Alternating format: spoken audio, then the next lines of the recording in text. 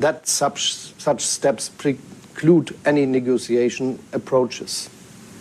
It is Russia, with its war of aggression, that is responsible for worsening food security, with grave implications for people worldwide.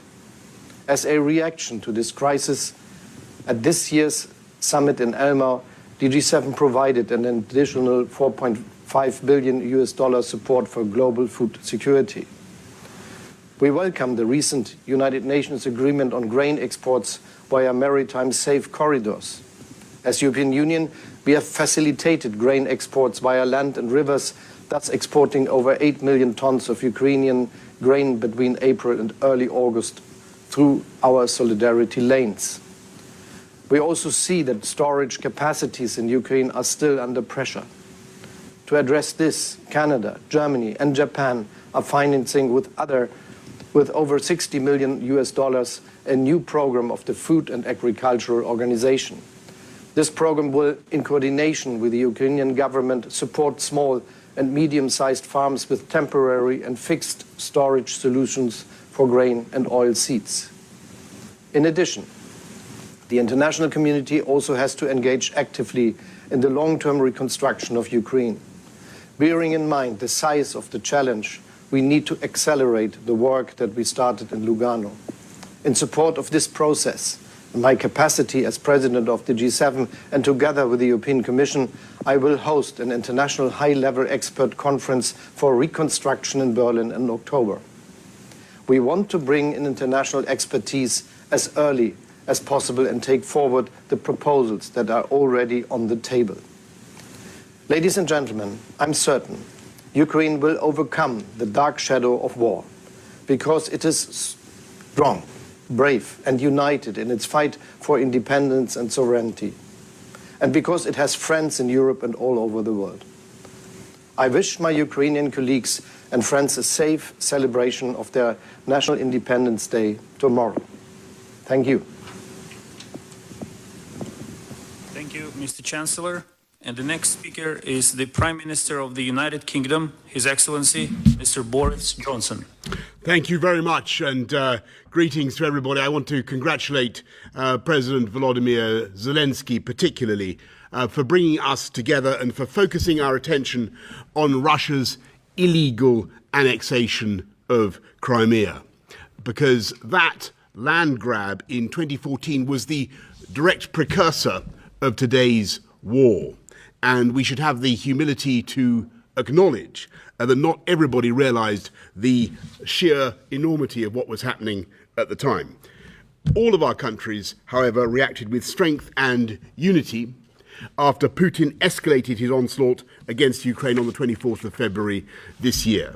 But the first act of this tragedy opened exactly 8 years earlier, almost to the day, when Russian forces began fanning out across Crimea and taking control of a peninsula which constitutes 10,000 square miles of sovereign Ukrainian territory.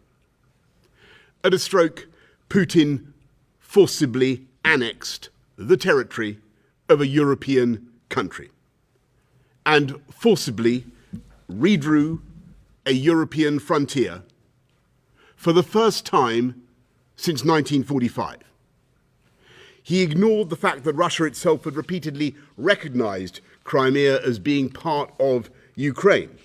And he broke so many international agreements that I can't list them all.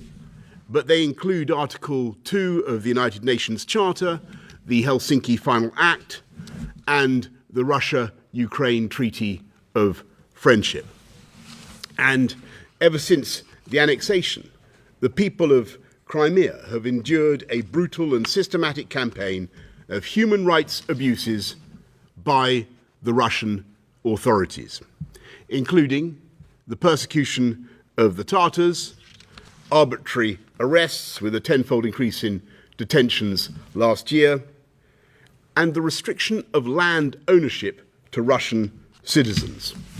Once he grabbed Crimea, Putin deployed more and more Russian forces in the peninsula, turning the territory into an armed camp from which to threaten the rest of Ukraine.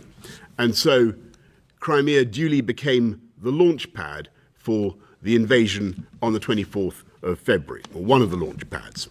And I'm afraid that all this has even greater salience today because Putin is planning to do to other parts of Ukraine, indeed all of Ukraine, what he has done to Crimea. And he is preparing more annexations and more sham referendums. So it has never been more important for us all to stand together in defense of the foundational principle of international law, which is that no territory, no country can acquire territory or change borders by force of arms. And so it follows that we will never recognize Russia's annexation of Crimea or any other Ukrainian territory.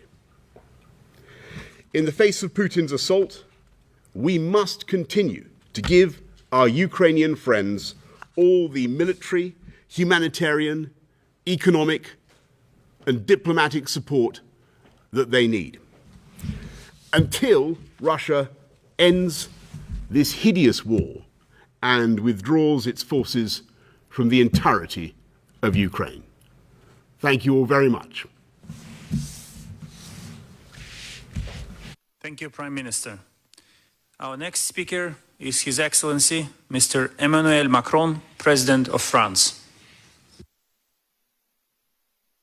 Monsieur le Président de l'Ukraine, cher Volodymyr, Mesdames et Messieurs les chefs d'État et de gouvernement, Mr. President, ladies and gentlemen, dear heads of states and governments, ministers, ambassadors,